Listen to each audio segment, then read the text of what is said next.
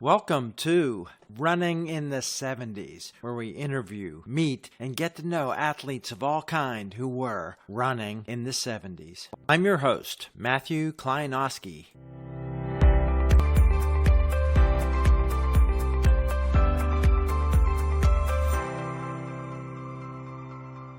Today, we are out in California with a guy who started on the other coast. He had an undefeated high school cross-country season where he went on to win the state championship and the New England championship.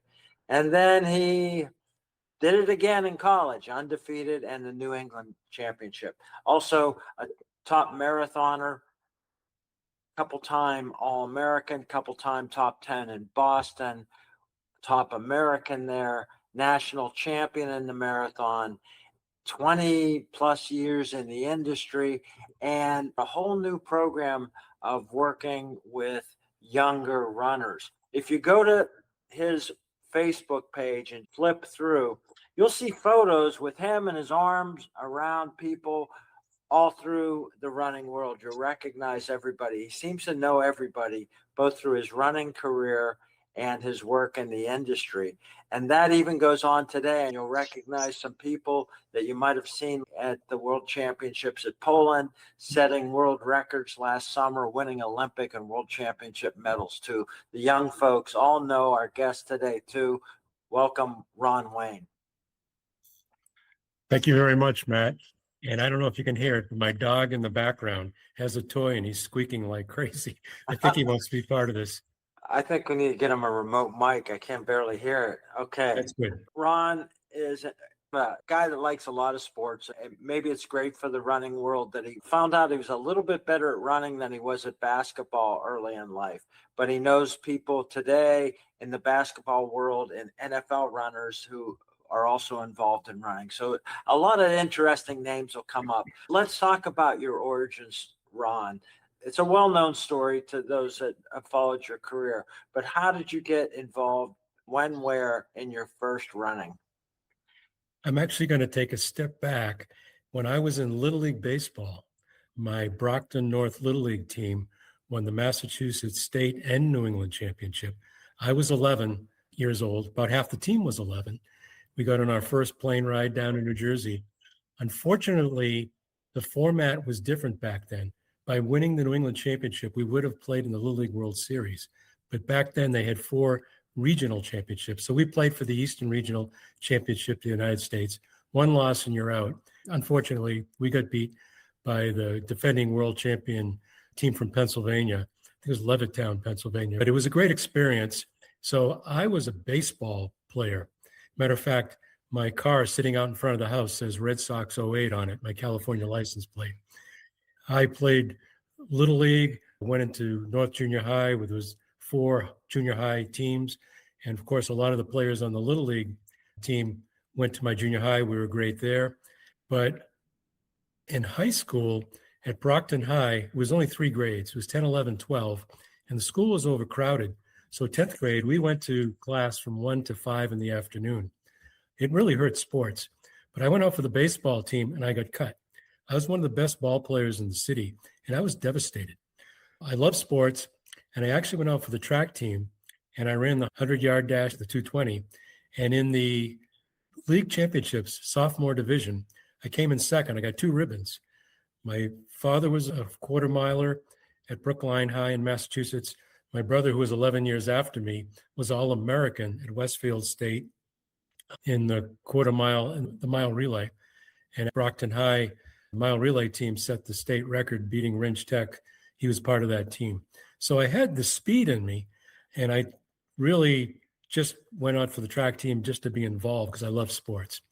What happened was in junior high, I played basketball, baseball, football. I was the point guard, 8th and 9th grade. And then at Brockton High, we had our own 10th grade team because of the split session. We had a whole league of 10th grade teams we played against. When I found out that the incoming cross-country coach, Harry Allen, was going to be the assistant varsity basketball coach, I thought if I went out for the team, I'd show him I had a pretty good work ethic. And with cross country, yeah. With cross country. If I just showed up, I tried hard, then maybe I'd get on the varsity team instead of the JV team for basketball. Because I was a point guard, but I was not the starter. I was second in line. I show up August 15th, 1965, first time ever. I was about to turn 16 the next day. I didn't know what I was doing.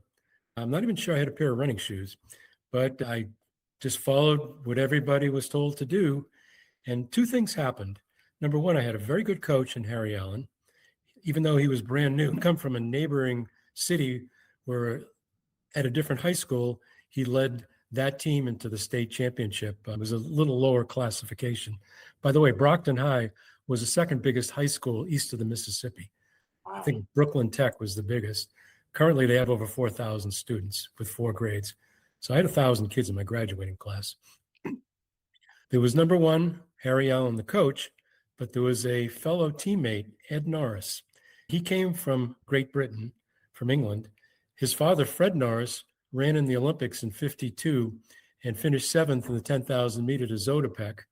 He probably held close to 50 records, Commonwealth Games, Great Britain. He won the International Cross Country Championship in 1959. He was 3rd in the Boston Marathon.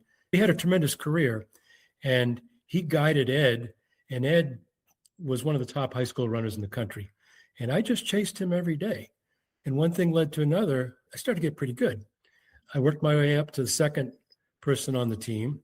About the 3rd or 4th race in was the Catholic Memorial Invitational, which was held in Boston on the state meet course. This was the first time I had participated in a race where there's 20, 25 teams. Up until that time, it was just a dual meet. And the race gun goes off and all these people are sprinting. I went out way too hard. I probably walked 3 or 4 times, came across the finish line and said, what am I doing? Why am I doing this? This hurts. But that feeling went away. If there's any runners out there, you probably shared some of that experience and when you began your careers. I stuck with it. And I ran with it every day. And I became the second person on the team. Then it came time at the end of the season, what am I going to do? Am I going to go to basketball or am I going to join the indoor track team? And I joined the indoor track team, ran my first race at MIT indoors. When Ed ran the 2-mile, I ran the mile, and I won. I won a race because I never won a cross-country race. Ed was always the star runner. He won the state meet, and he was 3rd in New England's to Art Dulon in cross-country. So winning was fun. Hey, this is getting really fun. And I stuck with it. I improved my times. I ran outdoor track. That was my junior year. Ed graduated. All summer, I ran road races with Ed. Let me step back to indoors. Brockton High did not have an indoor track. There was a girls' gym that had a 22 lap to the mile board. Seemed like you're always running on the banks. It wasn't flat.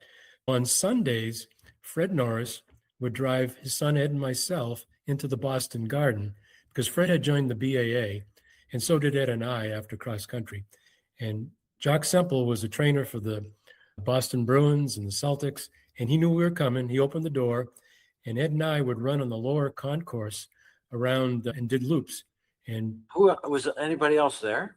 no, they may be setting up for maybe Friday night. Or Saturday was the Celtics, and the Bruins were going to play later, and they had to get the ice set up. But we were just running by ourselves. Yeah. In the turns, you ran uphill to enter the turn, and then you came downhill on the backside. Whatever Ed did, I followed him, and his father was giving us the workouts. It was a lot of fun. I really enjoyed it. Here was an interesting thing. I never knew Fred was the star runner that he was. He never talked about himself. I knew one thing. He was the world record holder for the 2-hour run. I'm thinking 2-hour run. Who knows anything about that? I didn't know much about the sport, and I was always learning.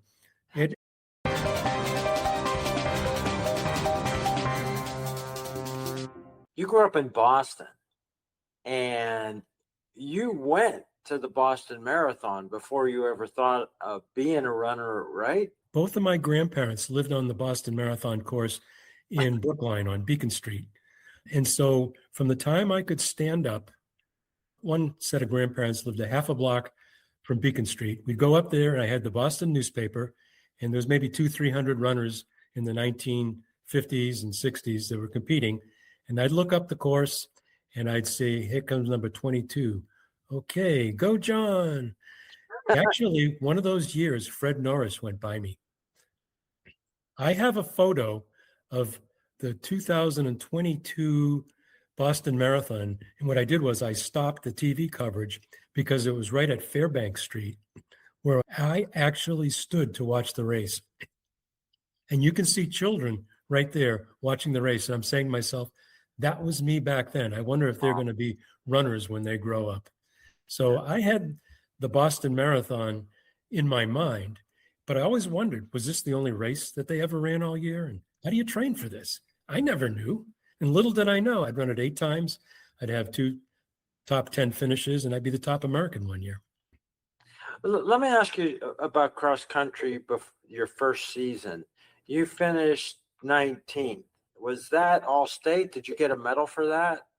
Massachusetts had, I believe, 5 classifications based on the size of your student population. Brockton High was a big school. I was 19th in Class A. Ed won, and I was 19th. Did you get a medal? Was that all state? No. Oh. I don't even have a medal for when I won the next year. So I don't. Oh my I don't know gosh! Yeah. Wow.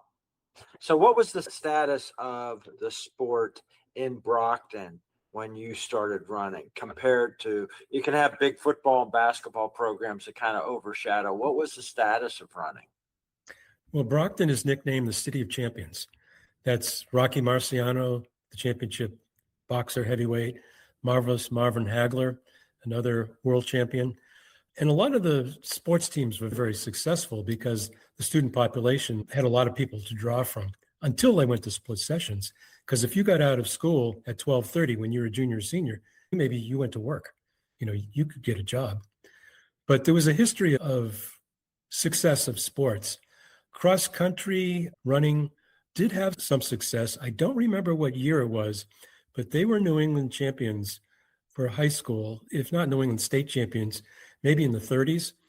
But it wasn't until Harry Allen came that things really changed.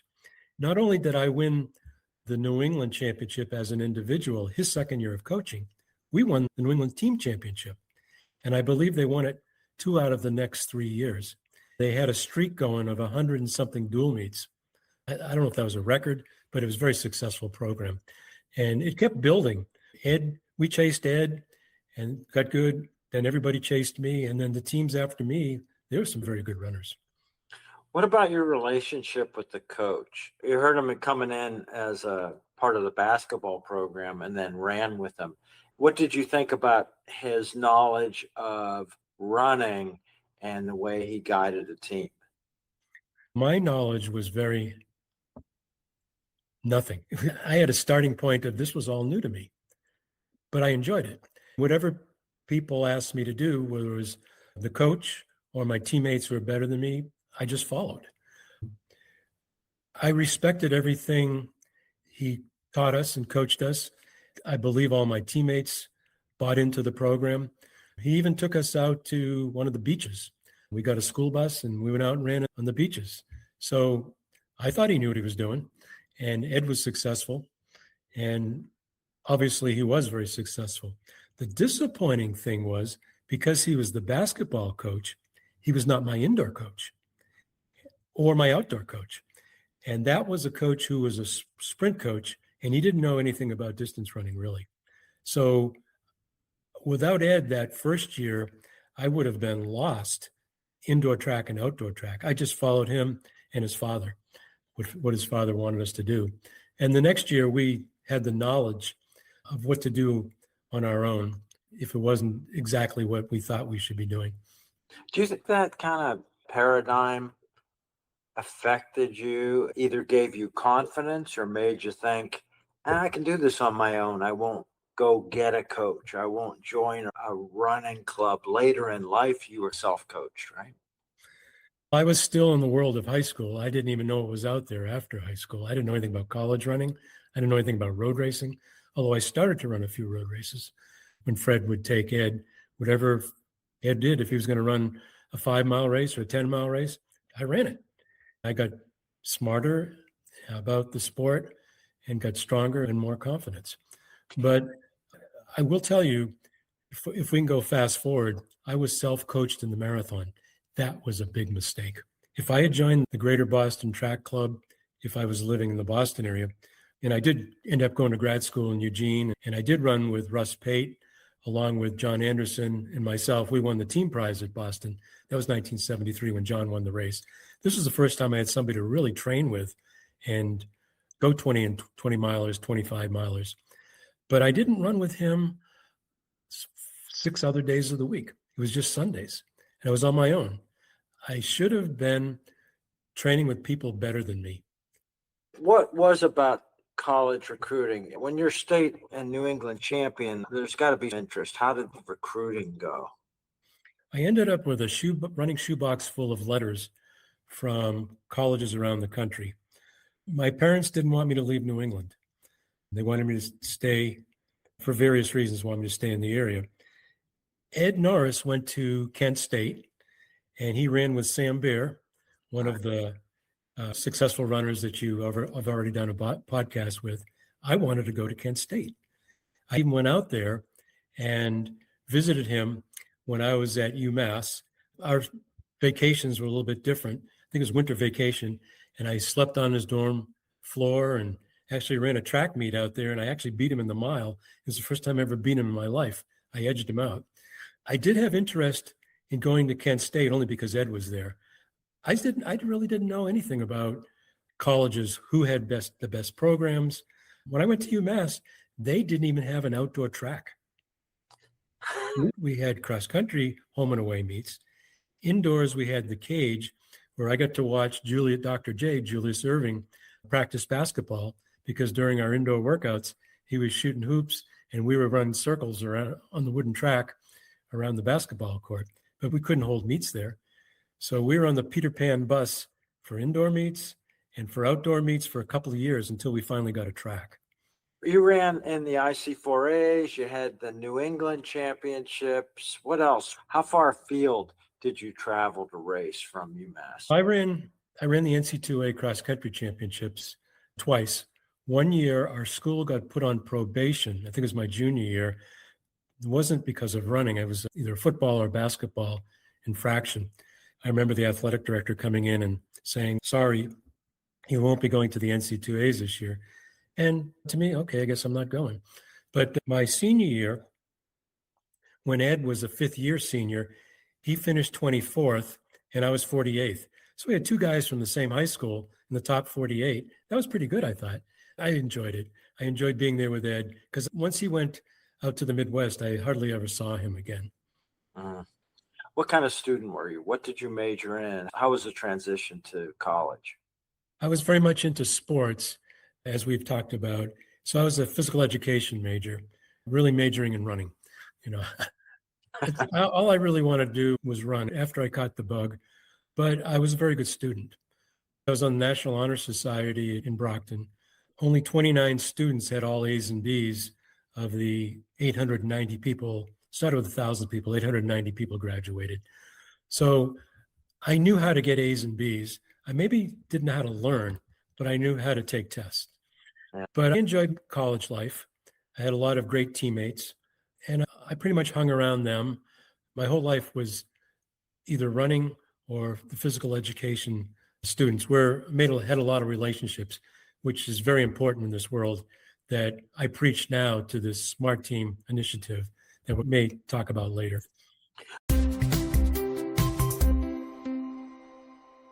Who were the people that you ran against over and over in that Northeast New England and set of colleges that UMass went? Who were the people that time?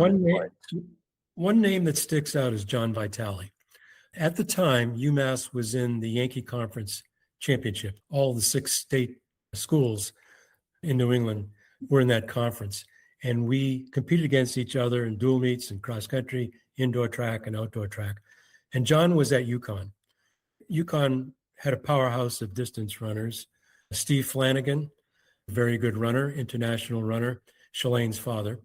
I think the toughest cross-country race I ever put myself through was the Yankee Conference Championship, sophomore year, University of Vermont. And John Dimmick was in that race. That's where he went to school. And at the mile mark, it was myself and 7 Connecticut guys. I hit the gas pedal and took off, and I won. I think Vitali was second. I don't know the medical term for it, but when I finished and I went to the locker room, my body did not shut down. I was walking around. The coach was walking me around. I was talking. I ran well beyond what I was trained for. And it never, ever happened to me again. And I know there's a term for it, but that was one of the toughest races I ever ran. I did set 5 school records at UMass. Back then, when I was a freshman, freshmen were not eligible to run in varsity. Right. So I had a freshman 2-mile outdoor record that I set at Boston College. I had the freshman cross-country course record. I had the varsity cross-country course. And I had the indoor mile and indoor 2-mile UMass records. I ran a lot of road races. My favorite sport was cross-country, and I loved indoor track because we had all these little loops, little circles. So by the time outdoor came, a couple things. I was very tired from the road racing, the cross-country, and the indoor. And the weather in New England, you grew up in Pennsylvania, so you had a taste of it. It could be snowing the first meets that we're competing in. And on the bulletin board, I'm looking at UCLA's outdoor track meets, and they're running all these great times. What am I doing? But we were tough New England kids. We grew up, and that's what we were used to. Were the freshman meets that you ran with UMass at the same time as the varsity? Did you just run separate heats? To my recollection, most of them were the same time. There were some that were separate. Yeah. Okay. What were you thinking about running? You graduated in 71. Up until that point, almost nobody had thought of what am I going to do with running after college. Famously, Jumbo Elliott would say to his guys, okay, you had your career, go get a job, get married, have a life. And there weren't that many opportunities, but what did you do next? Is that when you drove and moved across the country? What were you thinking? Several of my teammates ran marathons while they're in college. Tom Diderian, my teammate for 4 years at UMass, he and about 3 or 4 other guys ran marathons, and they talked about marathoning all the time. And we go out and run the Doggy Loop, which was a 10-mile training run in the countryside from UMass. Beautiful area to train. And they pretend if it was the Olympic year, we'd take different countries and we'd represent different countries and we'd sprint out and take the lead. So I caught the marathon bug, not only from Tom and a few of my other teammates, Joel Fox and a couple others, but I grew up with it, watching the Boston Marathon. And all of a sudden, okay, maybe I'll run the marathon one day. But I hit a roadblock. It's called the Vietnam War. And in my senior year was the first year they ever instituted the lottery. And I was used to winning a lot of things. Unfortunately, I won a low number and I got drafted. Wasn't in my plans, but I ended up going to Fort Lewis in Washington for basic training and advanced infantry training in Fort Polk, Louisiana. I was in infantry. But running saved me because I got called in the first week of basic training. I thought, okay, what did I do? What did I do? And they said, hey, we see you've had a successful running career. We'd like you to be the acting first sergeant and get up there and help lead exercises every day. So there's 200 people in the company, and here I am. They gave me my own room. I had my own bed, and they allowed me to go out and run after the training. I got in the worst shape of my life because one of the most exciting things to do is to eat. So I was eating 3 times a day, and I'd go out and run a little bit, and I gained 10 pounds. I didn't go from undergraduate school to graduate school, but what I did was I joined the reserves. And what that allowed me to do was to not go to Vietnam, give a 6-year commitment to the reserves, which then went to the National Guard when I moved to Oregon. And I had to attend meetings once a week and then 2 weeks in the summer. So I was allowed to train to continue my career. But what happened was I ran my first Boston Marathon in 72. I graduated UMass in 71. I came back in the middle of the school year from the Army, and I volunteered to be an assistant coach, and I started upping my mileage. One of the athletes on the UMass cross country track team actually was a group of runners. They graciously allowed me to crash there. And I just started upping my mileage by myself. I read books, didn't know what I was doing. And I ran the New England AAU 30 kilometer championship. I think it was a little over a month before Boston. I won it, and I averaged 5:10 a mile. And so the Boston newspapers, they wrote articles and they said I'd be the local guy to watch. My longest training run was 120 miler. So I get to the starting line, didn't know what I was doing. And it said I could run with the leaders. That's what the Boston paper said. Okay, I can do that. And For 20 miles at least. Boy, did I pay a price. It hurt to finish the last 6. I was always a very good uphill runner, but coming downhill, finishing to Boston, it was painful. But I qualified for the Olympic trials. So my first race was Boston. Back in those days, you didn't have to have a qualifying time. There's only 4, 5, 6, 800 runners. Then I went to Eugene for the trials. My plan was to go to grad school at Springfield. I was going to be a PE teacher. I go out to Eugene, and I realized that this was the jogging capital of the world. Bill Bowerman was the coach. He wrote the book Jogging, and the culture was such that the people at the track meet really understood who you were. And it, to me, was maybe I should go to school here. So I applied and I got in. And that's how I ended up in Eugene, Oregon. And at the time, Steve Prefontaine was his senior year. I guess I was a risk taker. And I guess if you're a runner and you're winning races, you go out to the front and you do know how to deal with risk. I get accepted. I load my car up. I didn't know anybody. It took me 5 days to drive across the country. I stayed in a youth hostel. And the next day I went over to Coach Dillinger's office. He was the cross country coach. This is September of 1972. I knock on the door and stick my head in. Coach, my name's Ron Wayne, and I ran the Olympic trials. And do you know if anybody on your cross country team might need a roommate? And he said, I don't know, but you're in luck. The team's downstairs. Let me show you the way. He showed me where the door was. I opened it and I stuck my head in and said, hey, I'm a grad student. I competed in the Olympic trials and the marathon. Anybody need a roommate? And from the back corner of the room, this guy named Paul Geis yells out, hey, you got a car? I said, yeah. He says, come over here. Paul was the AAU 3-mile champion. He had transferred in from Rice University. He was the one that could possibly beat Pre. So everybody hated him. He ended up becoming my roommate. No roommate for Paul, yeah. And the other roommate was Steve Bentz. He wrote the book 1972, which refers to the start of Nike. And Steve's still at Nike. He's been there over 40 years. And between the two of them, that gave me an in immediately to the track team. And we'd go out and run in the morning. I'd run with them in the morning and then do my own further distance in the afternoon or speed work geared towards marathon training. I really lucked out that. And Bench was good friends with Prefontaine, even though they were very good friends. He didn't hate Paul, did he? Steve was a champion 800 meter runner. He was very good. He went to high school in Europe, but came over and they gave him a walk-on trial, and he became a very good runner. But the day that Pre died, Pre spent most of the day with Steve Bentz, and it's just a very sad story. So Steve knows a lot about his life.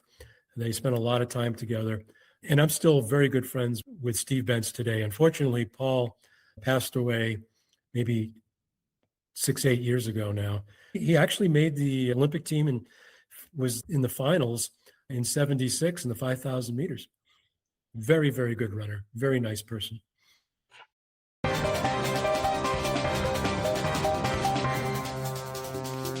Your marathoning did pick up for the next 5, apart from injury, and we'll talk about what happened for the trials.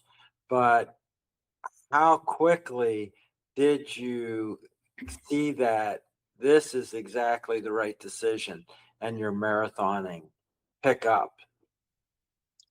I ended up running 2:27:02 with a lot of deceleration, the last part, the Boston Marathon. I came in 30th, and you had to run 2:30 or better to qualify to compete in the Olympic trials in Eugene, which was held, I believe, in July of 72.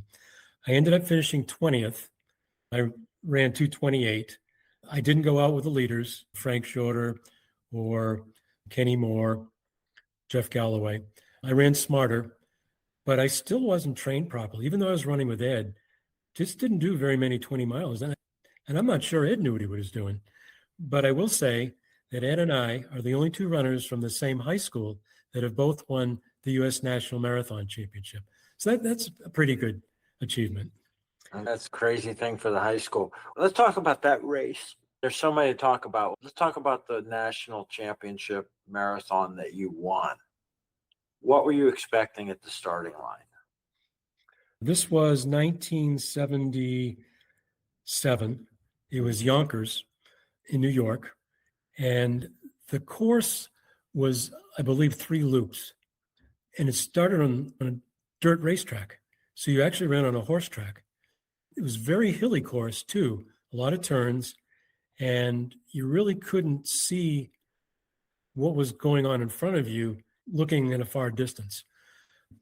Can't remember how it went, but I probably went out with the leaders for a portion, but fell back. Then I started picking runners off. And on the last lap, a car of race officials came driving up next to me. One of the people was Joe Douglas, who was Santa Monica Track Club, Carl Lewis's coach. And he said, "Ron, John Vitale's up there. You're in second." I couldn't see him. I didn't know that. And this was approaching the last mile. And we're going over the hills, up a hill. And I said, "Oh, there's a runner. Okay." So I kept going. I kept charging after him. We enter the race course, the horse race course. It's a field. And next to it is the track itself. I knew the course. I knew you had to go maybe 100 yards or so to the finish line. John Vitale, when he was entering through the gate, there was a race official there. And apparently at the same time, there was another runner coming in who had another lap to go. And if you're running a marathon, you should know the course. You've got to know where the finish line is. The story is that John Vitale misunderstood that he had more to go instead of just going to the finish line. And I was catching him, and I caught up to him and sprinted and passed him and won by less than a half a second. And it was the fastest marathon ever run in the state of New York. It was the first sub 2:20 ever. And it was the state record until Bill Rogers, I believe later that year, won his first New York marathon. And that opened a lot of doors for me. I got to compete internationally in Japan and Europe and road races all over the United States. So I shouldn't have won that race. I probably should have finished second. And in 1978, I came in second. I should have won. Was that also Vitale? No, this was not Vitale. This was in preparation for the trials in 80, where we weren't going to go because of the boycott. But the year before was the trials, and it was Buffalo to Niagara. You started in New York and you went over the Peace Bridge, I think it was. Right, that's the Peace Bridge. And then you got about 20 miles in Canada. Yeah. There you go, your current home country. And there was probably a group of 20 of us. And I'm just hanging on, and I'm listening. And I'm biding my time. With about 4 miles to go, I think I got down to about 4 or 5 people. I took off. And I was running well within myself. There was a strong headwind that day. And with about 2 miles to go, I don't know why it happened, but I strained my abdominal muscles and I could not breathe. It was painful just to take a step. I hung in there, but Carl Hatfield came by, excellent runner, 10,000 meter runner, and I ended up coming in second. And I remember going back to the hotel room and then laying in the bathtub. I couldn't even get up. My wife had to pull me up. So I should have won that race. There's no question. Easily. How long did that injury take you out? How long did it take for it to heal? I'd say less than a week. Oh, wow. Yeah, it wasn't long term. Let's get one other disappointment out, and then we'll get back to happy stuff. But the Olympic trials in 76, you were running really well. You had placed high in lots of marathons. Your time was coming down, but the trials didn't happen for you in 76. Yeah, my best ranking in the United States by Track and Field News, the Bible of sport, I was ranked third in the marathon in the United States. I had the confidence. The race was in Eugene, and it was on my Sunday 20 to 25 mile training course. Like Bill Rogers knows the Boston Marathon course in the hills where the Greater Boston guys would train on the course. This was my course. This was my comfort zone. I run Beta Breakers in May, the month before the marathon, as a speed workout. I think I was fourth. I came and I stayed down at the finish line a little bit too long. Typical San Francisco weather, cold, windy. I came down with bronchial pneumonia. 101 temperature, I'm up at the starting line, and I'm not going to run, but I watched it. So I could not compete. And if there was ever a time in my career to make the Olympic team, this was it. Because I had beaten almost everybody that was in that race at one time or another, and it was on my course. That was the disappointment. But and the next year you beat everybody, even the people that went to the Olympics that year. If there's a positive to this, and I don't know if you can call this a positive, this was 1976. I rested up. I had met a doctor, call him Dr. Steve. There's another whole story there. Maybe I will tell you about that. He was taking care of me, and he was putting me on different medicines, and he put me on Bactrim. And I immediately broke out in hives. He said, get off it, get off it. So I got off it. The hives went away, but so did 2 or 3 months of this congestion, because they were talking about cutting part of my lung out. That's how serious it was. Wow. So I rested up, and I don't know, maybe it's like a woman coming off a pregnancy, but I had some rest, and I trained for the Honolulu Marathon, which was later that year. I came in second. Duncan McDonald, who was an Olympian that year in the 5,000, won. He was the defending champion from Hawaii. He knew the course. But 3 or 4 guys behind me ran the Olympic marathon, and I beat them. We're talking Cardong and Sandoval and Jack Foster from New Zealand. And so I guess it made up for my opportunity to not compete in the Olympics. That was my Olympics.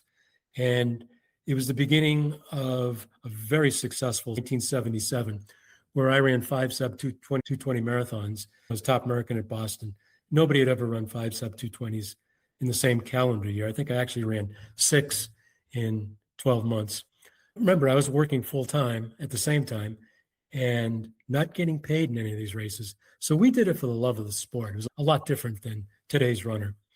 Were you an outlier at 5 or 6 in 12 months, or were some of the other people running? They weren't all running 220s every time, but were other people racing as much as you too? Yeah, I'd say people ran more than the typical run 2 races, a fall and a spring race, and make a lot of money at the elite races around the world. But yeah, there was a number of people who ran multiple races because that's what we did. That was part of the sport.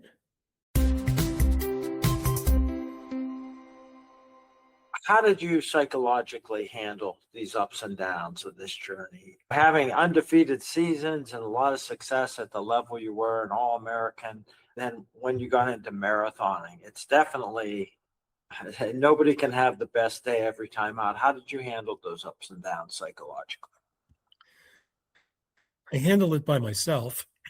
I didn't really have anybody to talk to because I was self-coached, which was, again, a big mistake. I guess as a competitive athlete, baseball, basketball, football, I always wanted to win, always wanted to do my best. And being successful in running, I just gave it time to heal up or whatever the issue was, the flu, and just got back into it. I competed for 20 years. And I could see that my last years at Boston, where I could still run 218, 217, but I'm finishing 40th, and the 10,000 meter guys are moving up and they're running the 212s, 211s, and 208s. It was time to move on to a different direction. And that was fine. 20 years was a lot. Yeah, it's a long career. A 10-year career is really a crowning achievement. A lot of people I've talked to have made it that, and that wasn't what they figured at the beginning that they would last. it was a time when nobody knew. You were an outlier to have a 20-year career that started in the 60s. Yeah. Tell me something about Dr. Steve. How did you connect, and what was your job that you were working while you were running? Dr. Steve. Yeah, and I started at Nike managing one of the retail stores they had just opened up called the athletic department. Let me throw in some relationship stuff here. I finally get somebody to train with, Russ Pate, and there was another fellow, Tom Ratliff, who ironically, I outkicked him in the 2-mile in the IC4A indoors in Madison Square Garden to win the heat. He ran at Gettysburg College out your way in Pennsylvania. Congratulated, we said thanks and maybe see you again someday. Years go by and I see him, he's my training partner. He was in grad school at Oregon. So the three of us are training together. Tom says, you know what? I'm going to leave grad school and I'm going to go work for Nike. There's a store opening up in Berkeley. And if you want to finish grad school, come on down. There'll be a job waiting for you. So there's a relationship where I had a job waiting for me at Nike. I talk to people today and they say, what was your employee number? Employee number? Yeah, 100. 100. It's not 30,000 or 50,000 like it is today. So because of relationships, I had a job waiting. And then my other training partner, Russ Pate, says, how'd you like to go to grad school for nothing? I said, what do you mean? He said, I'm getting my PhD here. I'm in charge of graduate assistantships. How would you like to teach women's jogging and co-ed bowling? And you can go to school for nothing. You get everything paid for. I said, okay. So how many people can say that Hayward Field was their classroom? I had classes of 30 women, co-eds, and I'm teaching women's jogging, and I'm going to school for nothing. So there's a life lesson there. Relationships, relationships, relationships. Getting back to Dr. Steve, so I'm working for Nike. After a couple of years in the management position, retail management, Nike's growing, and they created a position called West Coast Running Promotions. They wanted me to create some races. I was sitting at a tennis tournament in San Francisco next to a gentleman named Steve Mirasu. He was part of the oldest family winery in the United States, Mirasu. It was Mirasu Vineyards, and he was a runner. And we got talking. He said, hey, can you put a race on in my vineyards? So I created probably the first ever race that started and finished in front of the wine tasting room that went through the vineyards. And it filled up to maximum like 1,200 people every year. Nike gave me t-shirts. We did a wine glass with the race logo on it. We bottled one of the wines with the race logo and the winners every year. And Steve Prefontaine's girlfriend, Nancy Allman, won the first race for women. That was fun. So I also did a race with the Golden State Warriors, the Oakland A's, and then I created the Nike Couples Relay and Disco Booze Cruise. This was a fun one. And this is just at the time that Night Track came out, the Nike disco shoe.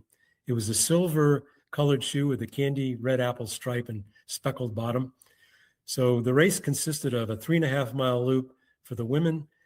I think the men went first, then the women did the same loop. And I chartered a boat, and we had 500 couples on there with a disco, and you took your age of the two runners and added it up together and became categories, and we gave out prizes.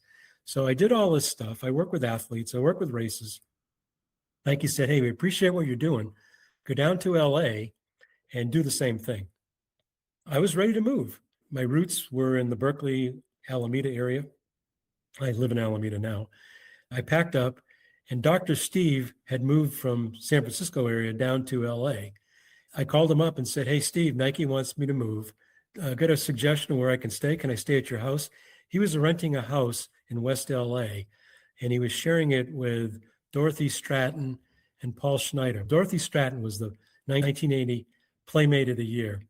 So I was going to sleep on the couch, but Paul Schneider said, no, you can't sleep on the couch. So I slept on the floor in Steve's bedroom. And the reason I went down there, Steve and I were going to go look for a house to buy. And we ended up buying a house in Playa del Rey. So I went back home, and I wasn't going to move for a couple of months. And I'm doing some promo work for Nike, and I hear on the radio, and in LA today, Dorothy Stratton. And then I hear In my mind, I just said she's dead. And I don't know why. Right. Paul Schneider had killed her. They had separated. He had come back to the house to talk about separation. She was dating the actor Bogdanovich, but he shot her, killed her, and killed himself. Steve comes home that night, and his dog is barking and barking.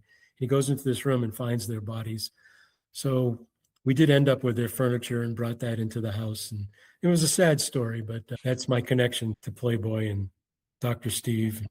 And we're still friends today, Dr. Steve. Yeah, just a few years after some of the Manson things had happened out there. Wow, yeah, a lot of stuff going on. Back on your running, and let's just go through that from, let's say, 71 to 77, a little bit onwards up through 80.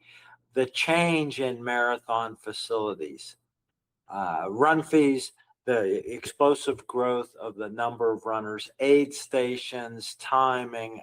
When did you see the big shifts? Was there one or two big leap years when things changed? When I ran Boston in 72, my first time ever running a marathon, there was no official aid stations. It was just people along the course were handing you didn't know what you were getting. Water, Coke, whatever, beer. And the mile markers were crazy. They were in the middle of the city of where you went through. You start in Hopkinton, you go to Ashland. The middle of the city might be 6.3 miles. Didn't mean anything. You go to Natick and it's 12.2, Framingham. So the organizations of the events were in the primitive stages of compared to what there was no chip timing. The entry fees cost me $2 to run Boston. What does it cost today? $300 maybe? I don't know. I paid my $2 or whatever it was, and I was in. The charities changed everything. And by that, I mean, because it was a fundraising deal, it brought more people into the sport, and then the races started charging higher fees. And I was, let me just say it, pissed off. My sport. It changed my sport from a family group of guys that I saw every weekend, 200 to 300 runners, would cost us a quarter, 50 cents to run or nothing. So all of a sudden we're paying $3, $4, $5 to run a race. But it did create a whole marketable division, running shoes, running clothing. So there's a lot of positives that came out of it. When you started creating races, what of that did you take? How was your approach? What were you providing to the athletes? These weren't necessarily elite. Run to a party boat. It wasn't an elite race. What was your goal for the athletes? My goal was to put on a successful event on behalf of my company, Nike, because that was their direction. Go put on some events and expose the name. So I had Nike products to give away as awards. There was a Nike logo on the wine glass. There was Nike logo on the T-shirt. And I invited the top runners in the area to compete for free. Gary Gettleman was located in San Jose, right near where the race was. He had a running store, so it helped the Nike brand. He was a top runner. He brought his athletes over to run. So there was a lot of reasons to put on a successful, safe race. Yeah, very cool. We're not done with Ron Wayne. There'll be more in the next episode about his running career and his career ongoing with Mizuno and the very exciting SMARTeam initiative that he has, mentoring upcoming and already very successful young runners. I hope you enjoyed another episode. Do you have someone you'd like to hear interviewed on the podcast? You can leave a comment on the YouTube channel or on the website, running70s.com. That's running70s.com. Let me know what you think of the episodes and anyone, including yourself, you'd like to hear interviewed. I hope you enjoyed another episode of Running in the 70s. Voices, stories, and memories of athletes who were running in the 70s. Until next time, wherever you are, keep looking forward and don't forget to look back.